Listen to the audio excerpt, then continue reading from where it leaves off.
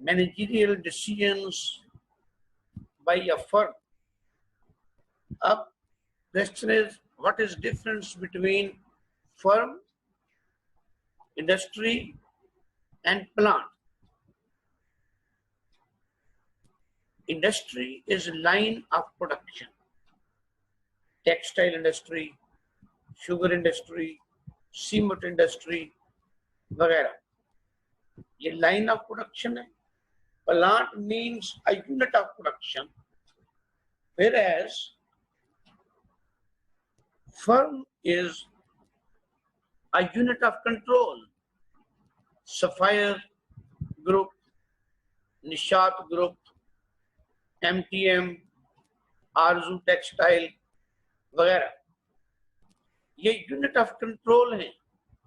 एक unit of control के अंदर unit of productions can be numerous. कई जगहों पे उनकी प्रोडक्शन एक्टिविटी चल रही होती हैं. एक यूनिट ऑफ कंट्रोल के अंदर there can be weaving, there can be spinning, there can be stitching, still there can be dairy sector. Dairy farm भी हो सकता है, मियां मंशा ग्रुप का भी है, सफायर वालों का भी है, और लोगों ने भी ऐसे बनाए. तो यूनिट ऑफ कंट्रोल, तो फर्म यूनिट ऑफ कंट्रोल है. और यहाँ पे मैनेजमेंट और मैनेजरियल डिसीजंस जो इन्वॉल्व हैं, डिसीजंस के पीछे कार फर्मा objective. Firm's objective is profit maximization. ये बिजनेस फर्म्स हैं. तो बिजनेस फर्म्स का बिजनेस में आने का मकसद, बुनियादी मकसद प्रॉफिट. कुछ का सिर्फ प्रॉफिट है, कुछ firms profit as well as repute, goodwill in the society, ये भी उनका होता है. लेकिन profit is the essence of any business activity. अब उसके अंदर डिफरेंट फ्रंट्स पे फाइट करना है मैनेजमेंट में. Different situations are confronted by any management और मैनेजर. तो पहला है what to selection of enterprise. Different competing enterprises, competing activities हैं. Keeping in view your expertise, your interest, your capital resourcefulness, इतने वसाइल हैं. availability of complementary inputs, जो आपको चाहिए उसकी बुनियाद पे आपको 2, 4, 10 alternate options नजर आती हैं, and you choose one on the basis of possibility of reward, how much return to investment, returns to your effort.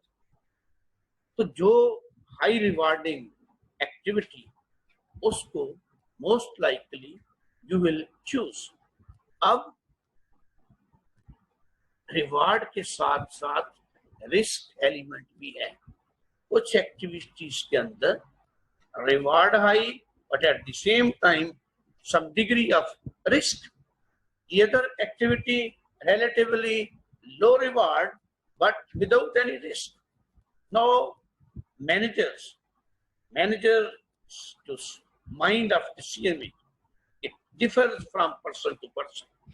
कुछ लोग जो है वो रिस्क बेयर हैं, कुछ लोग रिस्क अवॉइड करते हैं. थोड़ी हो लेकिन स्टेबल हो, रिलायबिलिटी ज्यादा हो, रिस्क का एलिमेंट कम हो. बहरहाल you are to choose an activity. अब जब एक्टिविटी चूज कर ली तो हमने ऑलरेडी डिस्कस किया इनपुट आउटपुट रिलेशनशिप. उस इनपुट आउटपुट रिलेशनशिप के अंदर अगर आपको याद हो, one variable input was combined with the rest of the fixed inputs, और उसमें था how much input should be used, how much output should be produced. तो ये मैनेजर को इस सवाल का जवाब देना होता है, हाउ मच टू प्रोड्यूस. अब हाउ मच फिर सेम वे हमने आइसोक्वांट दो वेरिएबल इनपुट केस डिस्कस किया, जहां पे इनपुट की substitution, one input can serve as proxy for the other input. One input not available, you can replace that with the other possibility of substitution. One input is relatively getting costly and costly. You can avoid that input, use lesser of that input, and you can replace it with the relatively cheaper input. तो उसमें हमने देखा कि जो input relationship था, उसमें isoquant को define किया. आइसोक्वांट को अगर आपको याद हो, सेम में रहा हो, तो हमने कहा था isoquant shows various combinations of two inputs that can alternatively be used for producing a given level of output. अब इनपुट, दो इनपुट्स, उनके 8, 10, 12 मुमकिन कॉम्बिनेशन है. एक कॉम्बिनेशन, दूसरा कॉम्बिनेशन, तीसरा कॉम्बिनेशन. एक कॉम्बिनेशन से दूसरे पे जाते हैं तो एक इनपुट की क्वांटिटी बढ़ती है, तो दूसरे इनपुट की क्वांटिटी कम होती है. अगले पे जाएं तो फर्दर एक इनपुट को जो एक्स एक्सिस पे है हम बढ़ा रहे हैं, तो वाई एक्सिस पे इनपुट को हम कम करते जा रहे हैं. मुसलसल substitution is going on and vice versa. पीछे को चल पड़े तो हम एक्स एक्सिस वाले को कम करना शुरू कर दें, तो वाई एक्सिस वाले को बढ़ाना शुरू कर देते हैं. तो ये आइसोक्वांट है. आइसोक्वांट, एक आइसोक्वांट पे आउटपुट सेम है. आइसोक्वांट के ऊपर isoquant, we have isoquant map. Isoquant map का मतलब क्या है? One above other. एक आइसोक्वांट के ऊपर दूसरा, दूसरे के ऊपर तीसरा. Higher the isoquant, higher will be the output. अब एक आइसोक्वांट पे रुके. एक isoquant, to be simple, avoid complexity. एक आइसोक्वांट जब ड्रा किया हुआ है, एक आइसोक्वांट पे all points give you same output. जब सेम आउटपुट होगा तो उसको मार्केट में बेचने से सेम रेवेन्यू मिल जाएगा. आउटपुट सेम है तो रेवेन्यू वोंट चेंज. आपका रेवेन्यू भी सेम रहेगा. कॉम्बिनेशन इनपुट का जो भी इस्तेमाल करें, आपका रेवेन्यू चेंज नहीं होगा. अब हम करें क्या? Which combination should be preferred? Which combination should be chosen? Which combination should be called ideal or optimum combination? तो हमने ऑलरेडी कहा कि लीस्ट कॉस्ट कॉम्बिनेशन. हम वहां पे जो कम खर्च हो उसको प्रेफर करेंगे, सो दैट अपने एक्सपेंडिचर को मिनिमाइज करके, that minimized expenditure subtracted from the given revenue will maximize our profit. फिर आगे, what combination of goods services to produce? अगर हम एक से ज्यादा स्पेशलाइज्ड प्रोडक्शन नहीं, we want diversified, दो तीन एक्टिविटीज. फॉर इंस्टेंस यहाँ पे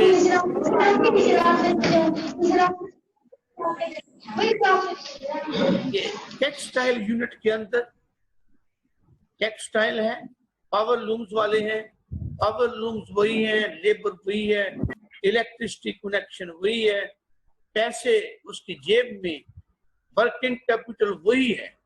उसके साथ वो सिल्क यार्न ला सकता है, उसी पैसे के साथ वो कॉटन यार्न ला सकता है, उसी पैसे के साथ वो व्हाइट यार्न ले आए या ब्लैक ले आए, उसी के साथ वो कोई भी ब्लू यार्न ले आए. तो उसके मुताबिक one can produce cotton cloth, one can produce silk cloth, one can produce plain cloth, plain white, plain black, plain blue, or one can produce stripped cloth.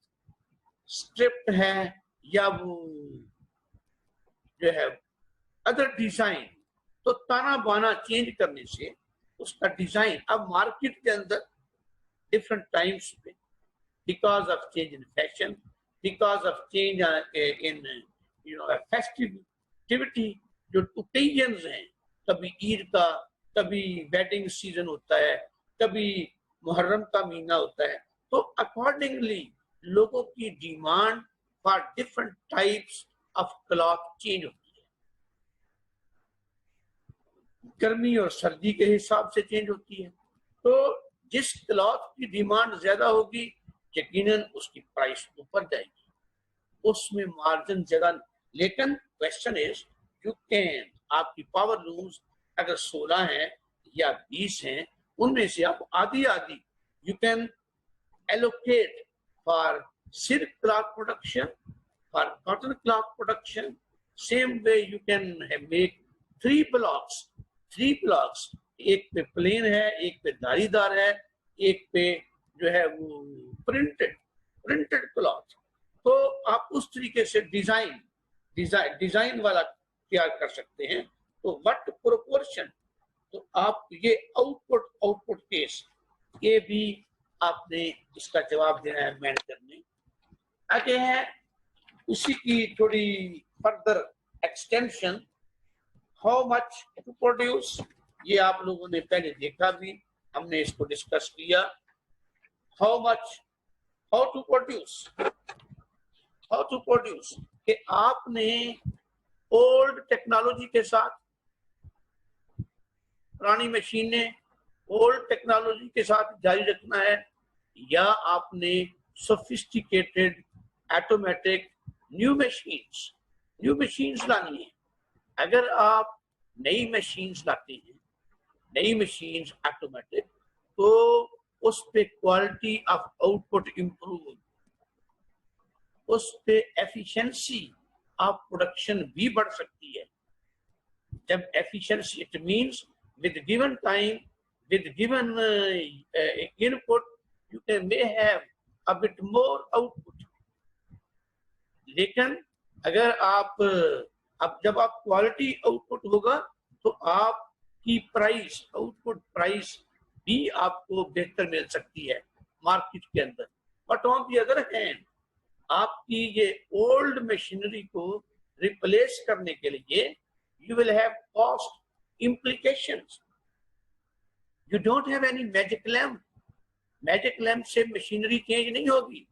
आपको आप पैसे लगाने होंगे, आप पुरानी मशीनरी को निकाल कर रिप्लेस करने के लिए you need to make investment. तो आपको डिसाइड करना होगा वेदर आपको पुरानी मशीनें रखनी है या नई मशीनें रखनी है। अकॉर्डिंगली आपको ऑर्डर मिलेंगे। आपने लेबर इंटेंसिव टेक्नोलॉजी यूज करनी है या कैपिटल इंटेंसिव टेक्नोलॉजी करनी है, तो व्हाट टेक्नोलॉजी। और अगला है when to buy and sell. आप प्रोड्यूस कर रहे हैं, आपको इनपुट्स चाहिए, आपको रॉ मटेरियल चाहिए। क्या आप वीकली बेसिस पे, डेली बेसिस पे या वीकली बेसिस पे खरीदना चाहते हैं इनपुट्स को? वीकली बेसिस पे खरीदते हैं तो quantities, relatively quantities will be small.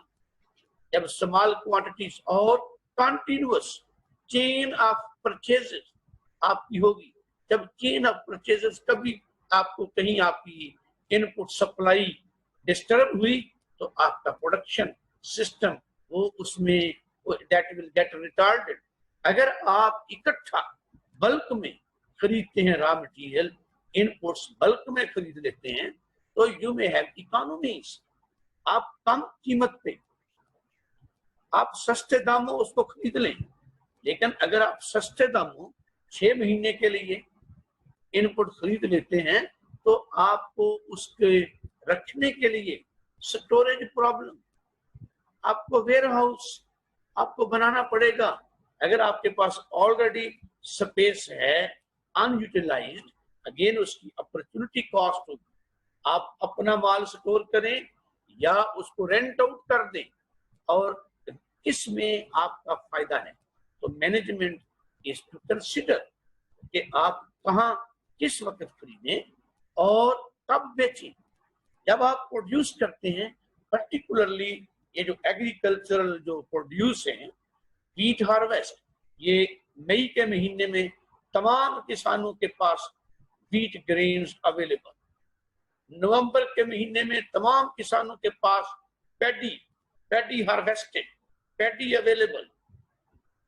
ऐसे ही अदर क्रॉप, फ्रूट है। तो अब हार्वेस्ट के टाइम पे कुछ किसान मजबूर भी हैं, उन्होंने इनपुट्स उधार लिए हुए हैं, उनके पास नई क्रॉप लगाने के लिए फाइनेंसेस नहीं है। They have no choice but to sell their output immediately after harvest.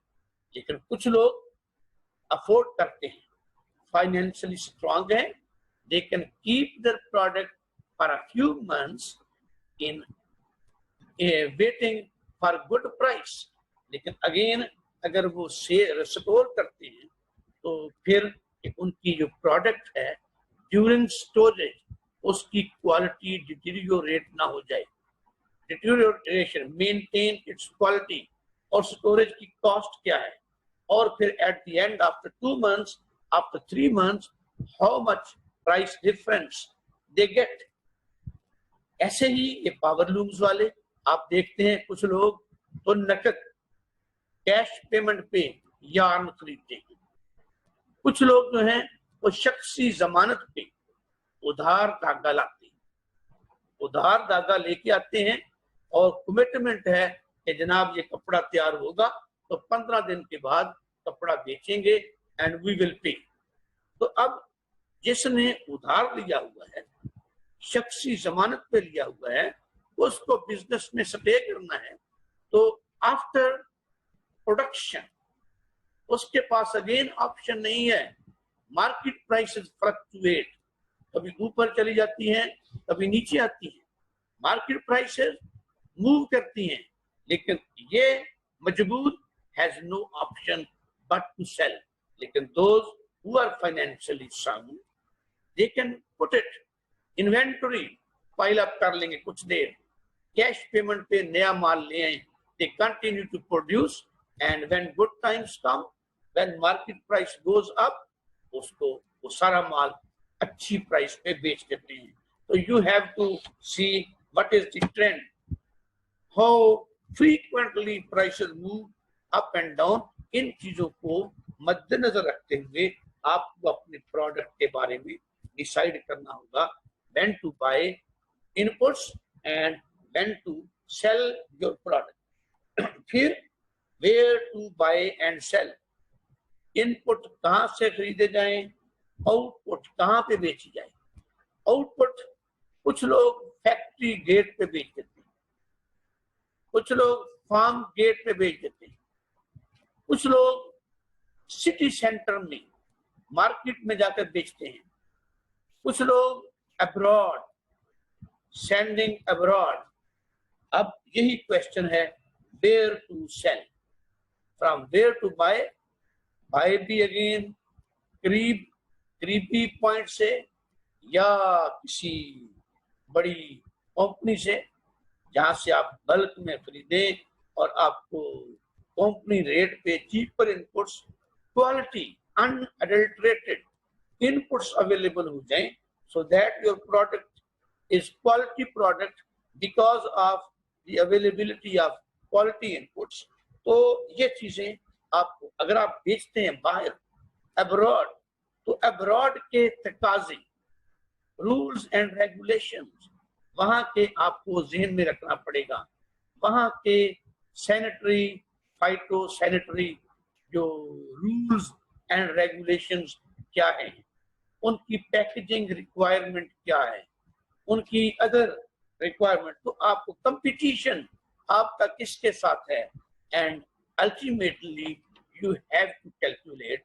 अगर आप बेचते हैं बाहर या सिटी सेंटर में, तो आपको मार्केटिंग कॉस्ट इंकर करना पड़ेगी in the form of transportation, in the form of packing, in the form of loading, unloading, and other charges in the marketing chain.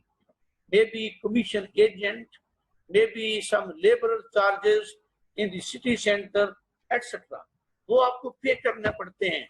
और अगर आपको मार्केट में सिटी सेंटर पे या टर्मिनल मार्केट में price high मिल जाए और वो हाई प्राइस पे प्रोडक्ट बेचकर आपने आप फैक्ट्री आकर या फार्म पे आकर खर्चे निकाल ली, खर्चे निकालने के बाद आपकी अवेलेबल जो प्राइस है वो लेस हो as compare to the price which was offered to you at your factory gate or farm gate, तो आपका ने घाटे का सौदा किया।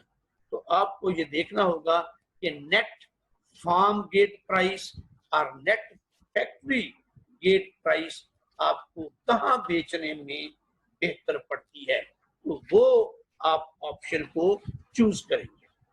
अच्छा, हम आइसो क्वांट ऑलरेडी डिस्कस कर चुके हैं। इनपुट आउटपुट ऑलरेडी हम एमपीपी एपीपी वगैरह वो डिस्कस कर चुके हैं। द थर्ड रिलेशन जो पहली स्लाइड में भी जिसका जिक्र था, आउटपुट आउटपुट रिलेशनशिप, इसमें ये आपके है प्रोडक्शन पॉसिबिलिटी कर्व। जैसे आइसो क्वांट था, आइसो क्वांट के अंदर दो इनपुट थे। वैसे तो किसी भी प्रोडक्शन प्रोसेस में there are so many inputs,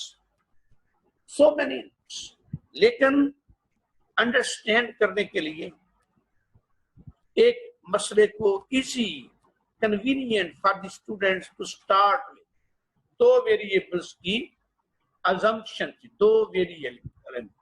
अगर दो की समझ आ गई, you can move to 3 variable case, again you can move to 5 variable input case.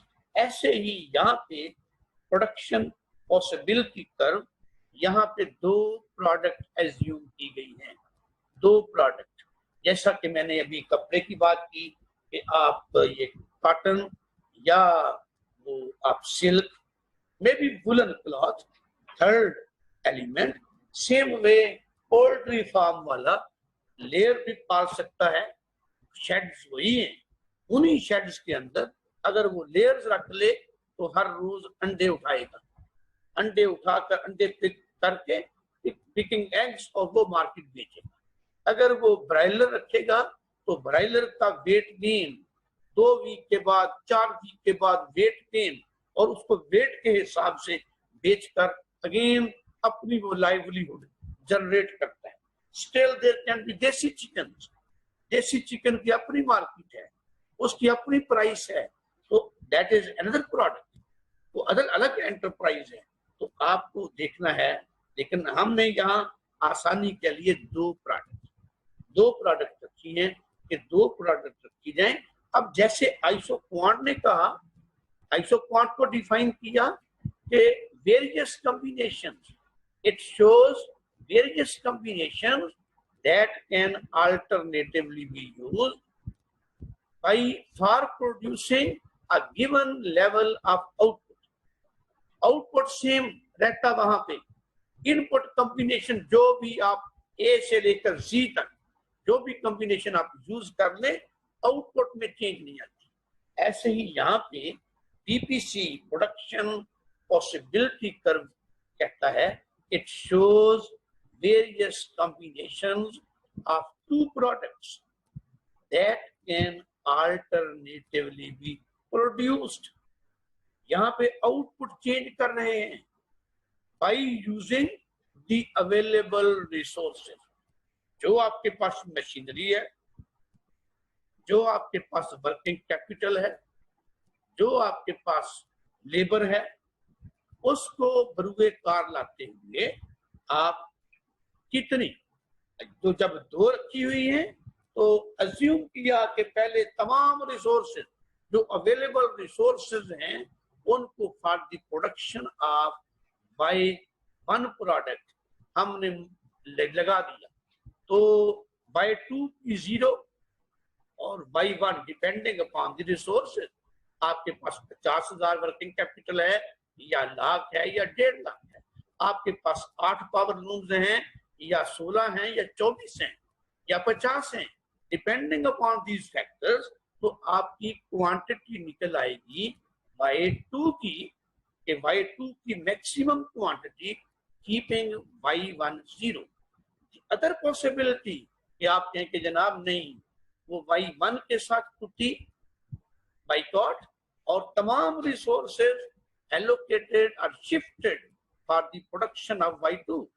अब Y2 की मैक्सिमम क्वांटिटी, तो ये दो आपके पास एक्सट्रीम जो पॉसिबिलिटीज, दो एक्सट्रीम पॉसिबिलिटीज के या तो आप सारे का सारा Y1 पैदा कर लें और 0Y2, या सारी की सारी Y2 पैदा कर लें एंड 0 Y1।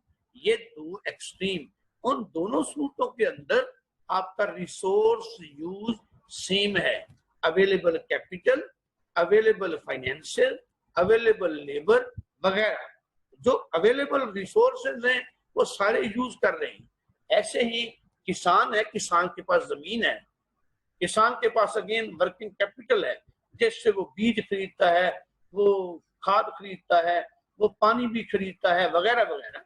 तो उसके पास फैमिली लेबर है, उसके पास परमानेंट हायर्ड लेबर है, तो उसके पास सीजन में पॉसिबिलिटी कि वो या तो कपास लगा ले या चावल लगा ले, या आधे खेत चावल के आधे खेत कपास के, तो इस तरीके से वो कर सकते। तो यहाँ पे भी ऐसे ही कि ये दो एक्सट्रीम, दोनों के लिए रिसोर्स यूज सेम, या वो कंप्रोमाइज करें, एक्सट्रीम से हटकर इतदाल की राह पे आने की कोशिश करें कि दोनों के दरमियान में भी दोनों को पैदा करना है, कुछ Y1 कुछ Y2। जब कुछ Y1 कुछ Y2 होगी तो इट मीन्स आप Y1 0 से 5 यूनिट या 10 यूनिट बनाएंगे, तो कुछ यूनिट इनपुट्स के Y2 से खींच कर या Y2 से स्नैच करके आप Y1 पे लगाएंगे, तो कुछ क्वांटिटी Y1 की पैदा हो जाएगी, और रेसिप्रोकली Y2 से आपने तवज्जो थोड़ी कम की तो उसकी क्वांटिटी कम हो जाएगी, एक की बढ़ेगी एक की कम होगी, सब्स्टिट्यूशन इनमें भी होगी, because total resource availability is same. वो तो आपके पास वही रिसोर्सेज हैं, वो सेम है उनसे। अब तो ये क्या कहते हैं, production possibility curve, it shows various combinations of two outputs that can alternatively be produced by using the available resources। जब आपने available resources इस्तेमाल कर लिए, से आपकी मशीनरी है, पावर लूम्स हैं, या आपकी हाउजरी है, तो हाउजरी की कास्ट वही है, उसकी सालाना डेप्रिसिएशन वही है। तो पावर लूम्स पे आप जो भी कपड़ा तैयार करें या उस पे जो इन्वेस्टमेंट है, उस इन्वेस्टमेंट की वैल्यू वही है, उसकी बैंक की किस्त वही है। फिर आप उसके पैसा जो लगाते हैं उससे आप धागा जो भी लें, वाइट लें या कलर्ड लें, आप ताना बाना जो भी वो सिल्क और उसको मिक्स करें या प्योर कॉटन और प्योर, तो ये आपका चॉइस है। तो आपके पास अवेलेबल रिसोर्सेज वही है, डिफरेंट कॉम्बिनेशंस पे आपकी कॉस्ट चेंज नहीं होगी। जब कॉस्ट चेंज नहीं होगी तो डिफरेंट कॉम्बिनेशंस ऑफ आउटपुट, अब Y1 की कीमत और है, Y2 की कीमत और है, चावल की कीमत और है और कॉटन की कीमत और है, सिल्क क्लॉथ की कीमत और है, कॉटन क्लॉथ की कीमत और है, चेयरमैन लट्ठा की कीमत और है, कैमर की कीमत और है। इसी तरीके से तो वो प्रोडक्ट की कीमत चेंज होती है। एक प्रोडक्ट का आप कम कर रहे हैं, एक को ज्यादा कर रहे हैं, तो आपने अब देखना क्या है, इच कॉम्बिनेशन, आपके पास 10-12 कॉम्बिनेशन एग्जिस्ट करते हैं दो प्रोडक्ट्स के। अब आपने डिसीजन लेना as a manager, you are to choose one. Which combination you will choose? You will choose the combination which gives you highest possible revenue.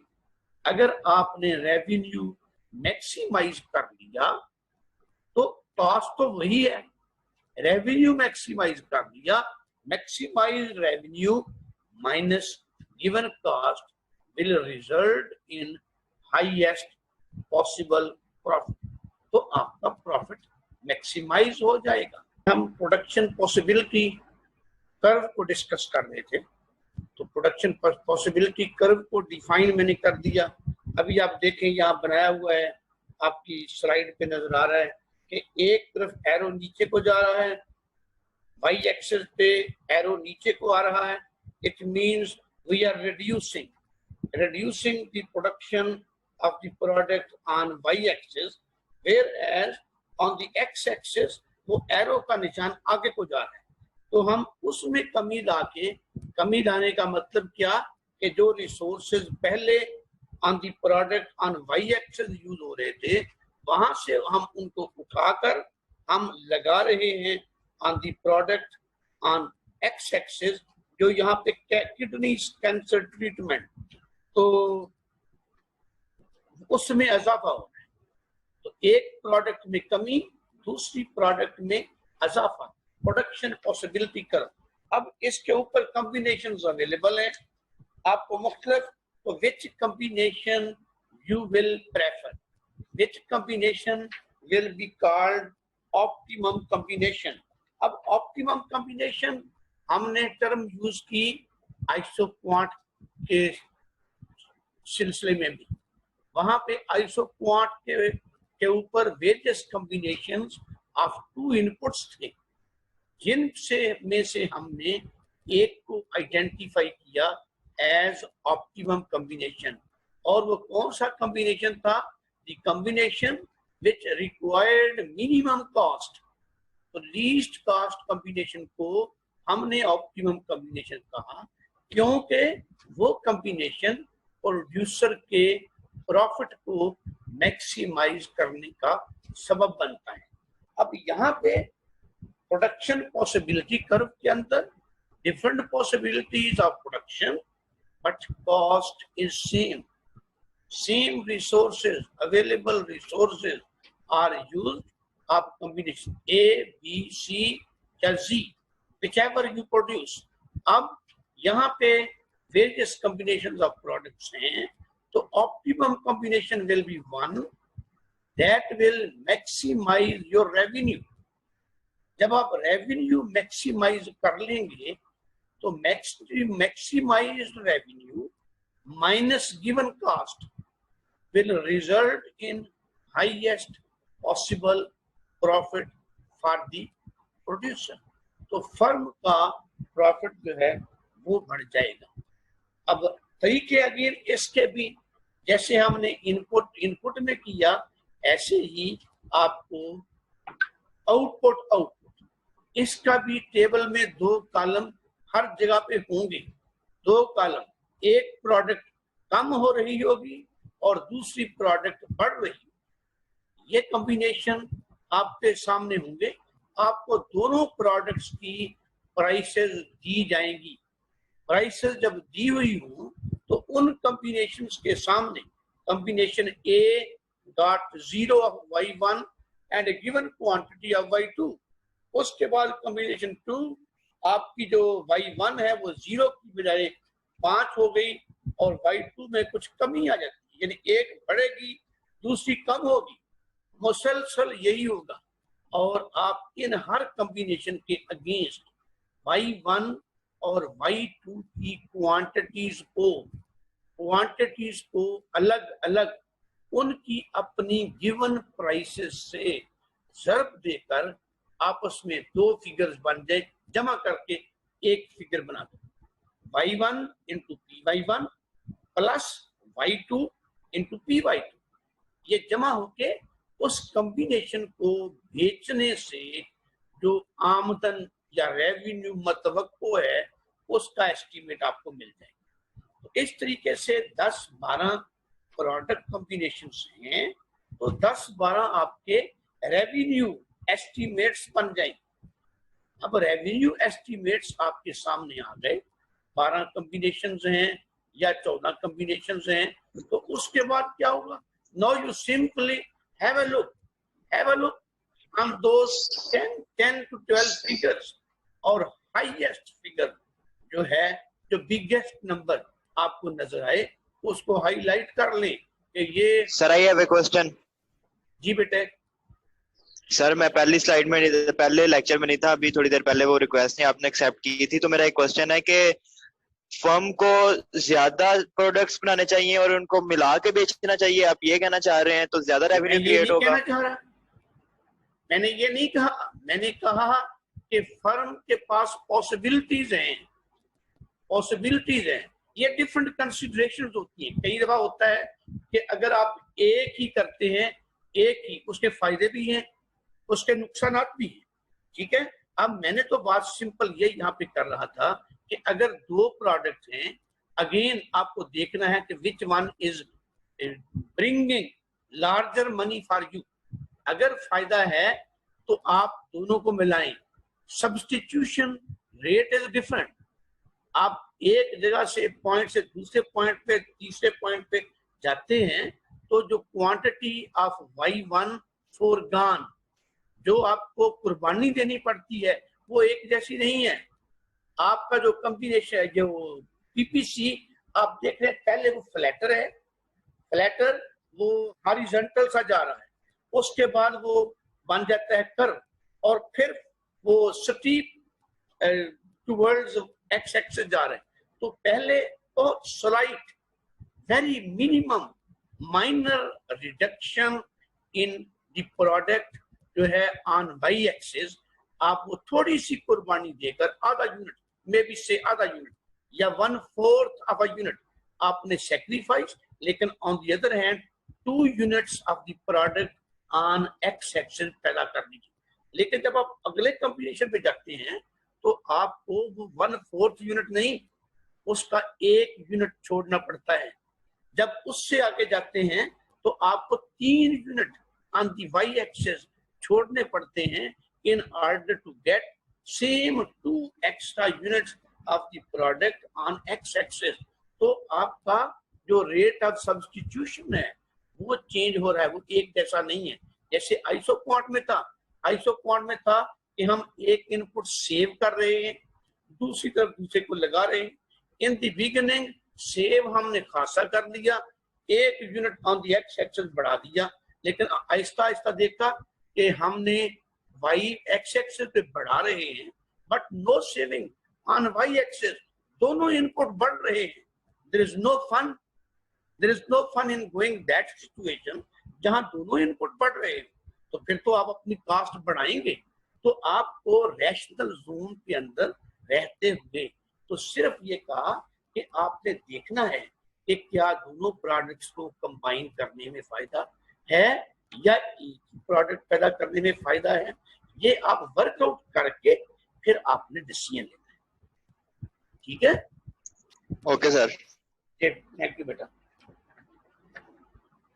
Okay, तो बेटे मैंने आप लोगों को टेबल भी 2 भेजे हैं। ठीक है। एक फाइल ये स्लाइडों की थी। Yes sir. दूसरी 2 मैंने टेबल भेजे हैं। वो एक टेबल मैंने आपको पहले कहा था, वो आइसोक्वांट इनपुट रिलेशनशिप के बारे में है, और एक टेबल ये प्रोडक्ट रिलेशनशिप के बारे में। अच्छा, इन दोनों टेबल्स के अंदर टेबुलर अप्रोच, टोटल आउटले या टोटल रेवेन्यू अप्रोच और MRTS अप्रोच, ये 3 अप्रोचेस इन दोनों टेबलों के अंदर है। ठीक है। जो इनपुट केस है उसमें आप देखते हैं, एक तरफ तो आप एक हमने डिस्कस किया था पहले ना कि देखो जी, आप input x1 into px1 plus x2 into px2 वो आपने बना लिया, तो आपका एक कॉम्बिनेशन की टोटल कास्ट, जिसको टोटल आउटले भी कहते हैं, तो उस टेबल के अंदर एक कॉलम बनाया हुआ है जिसमें उस कॉम्बिनेशन को, हर कॉम्बिनेशन को खरीदने के लिए दरकार अमाउंट दी गई है। अगला आपको दिया गया, जब आप कॉम्बिनेशन 1 से कॉम्बिनेशन 2 पे जाते हैं तो there is change in x1, there is change in x2। एक इनपुट कम हो रहा है, एक बढ़ रहा है, तो उस चेंज को दिया गया है और फिर उस चेंज की बुनियाद पे MRTS, marginal rate of technical substitution, निकाला गया है। एक कॉलम के अंदर हर कॉम्बिनेशन से अगले कॉम्बिनेशन पे जाने के लिए जो MRTS वो अलग अलग है। MRTS चेंज हो रहा है, slope of the curve isoquant same नहीं है, ऐसे ही slope of the production possibility curve वो सेम नहीं है। तो वो MRTS चेंज हो रहा है और उसको एक कॉलम में लिखा गया है। आप देखना उन दोनों टेबलों को ध्यान से तवज्जो से पढ़ेंगे तो एक कॉलम के अंदर उनकी वो रेशो निकाली गई है। उसके बाद दोनों की प्राइसेस गिवन है। जब प्राइसेस गिवन है तो उनका जो IPR, इनवर्स प्राइस रेशो, हमने एक तो पहले तो रेशो निकाली ना, MRTS, change in reduced input divided by change in increased input. तो उनकी रेशो अब price of the increased input over price of the decreased input, that is inverse price ratio. तो ये इक्वल, जहां पे ये इक्वल है वो लीस्ट कॉस्ट कॉम्बिनेशन है इनपुट इनपुट केस में। तो एक तरफ आपने वो टोटल आउटले वाला देख लिया, एक तरफ आपने ये MRTS, तो मुख्तलिफ तरीकों से लीस्ट कॉस्ट आएगा एक ही। ऐसे ही उधर आपका रेवेन्यू मैक्सिमाइजिंग कॉम्बिनेशन उसमें कैलकुलेट किया गया है। तो इनको आप देखकर इसी तरीके के, इसी पैटर्न पे 2-2, 3-3 अपनी तरफ से टेबल बनाएं, प्रैक्टिस करें how to move, so that अगर इम्तहान में आपको कोई 2 कॉलम ऐसे दिए जाएं, 2 कॉलम देकर दोनों की प्राइसेस दे दी जाएं, आप एक पॉइंट से दूसरे पे जाने के लिए change in X1, change in X2 आप खुद निकाल सकें, change in X1, change in X2 निकाल सकें और उसके बाद उनकी रेशो निकाल सकें। तो उस तरीके से फिर आपको कहा जाए कि भाई आप MRTS अप्रोच लगाते हुए ऑप्टिमम कॉम्बिनेशन ढूंढ दें। तो आप खुद पहले बताएंगे जनाब यहाँ पे इनपुट केस है, तो यहाँ ऑप्टिमम कॉम्बिनेशन का मतलब लीस्ट कॉस्ट कॉम्बिनेशन है। अगर आपको प्रोडक्ट वाला केस वाला टेबल दिया जाए तो आप कहेंगे कि यहाँ जनाब ऑप्टिमम कॉम्बिनेशन का मतलब मैक्सिमम रेवेन्यू कॉम्बिनेशन है, और आप मैक्सिमम रेवेन्यू ढूंढ कर देंगे कि जनाब ये है हमारा कॉम्बिनेशन जहां पे रेवेन्यू हाईएस्ट पॉसिबल है। तो उसके लिए आपके जो ये 2 अप्रोच यहाँ पे हैं। तीसरी ग्राफिकल आपको बोला था कि उधर है आइसोक्वांट में point of tangency between isoquant and isocost line, जबकि यहाँ पे हमने रेवेन्यू मैक्सिमाइज करना है तो point of tangency between the production possibility curve and iso revenue line. तो ये जो होगा इनका टेंजेंसी पॉइंट, ये highest revenue on that production possibility curve आपको देगा। अब प्रोडक्शन पॉसिबिलिटी कर्व आपको नजर आ रहे हैं, एक जगह पे 2, 3, एक के ऊपर दूसरा, दूसरे के ऊपर तीसरा। इसका मतलब अगर आपके पास रिसोर्स अवेलेबिलिटी एनहांस हो तो आप लोअर प्रोडक्शन लेवल से हायर प्रोडक्शन लेवल पे स्विच कर सकते हैं। और उसके लिए यकीनन दोनों इनपुट्स को बढ़ाएंगे और हायर प्रोडक्शन पॉसिबिलिटी कर्व के ऊपर शिफ्ट हो जाएंगे। और अगेन पॉसिबिलिटी ऑफ सब्स्टिट्यूशन जैसे पहले थी वो हायर प्रोडक्शन पॉसिबिलिटी कर्व के ऊपर भी बरकरार रहेगी। इस तरीके से आपको ये करना होगा। जी बेटे कुछ समझ आई? क्यों बच्चों?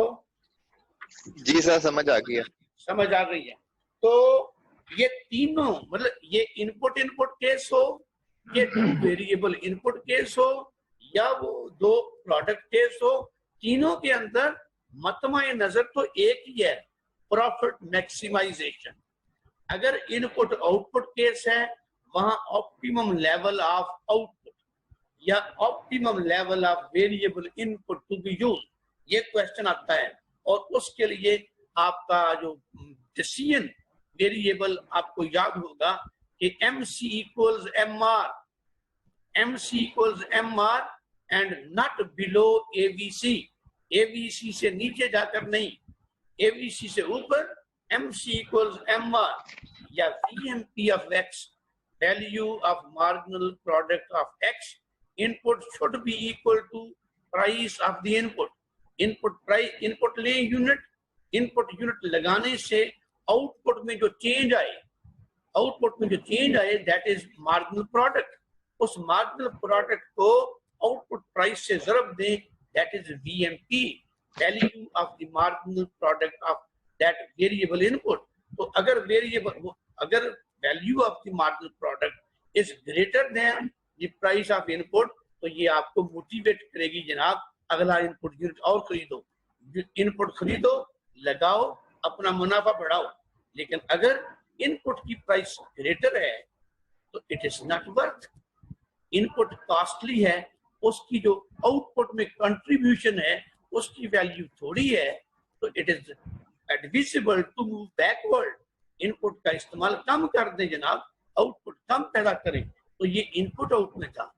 दूसरे इनपुट में आपको बताया optimum combination, least cost combination.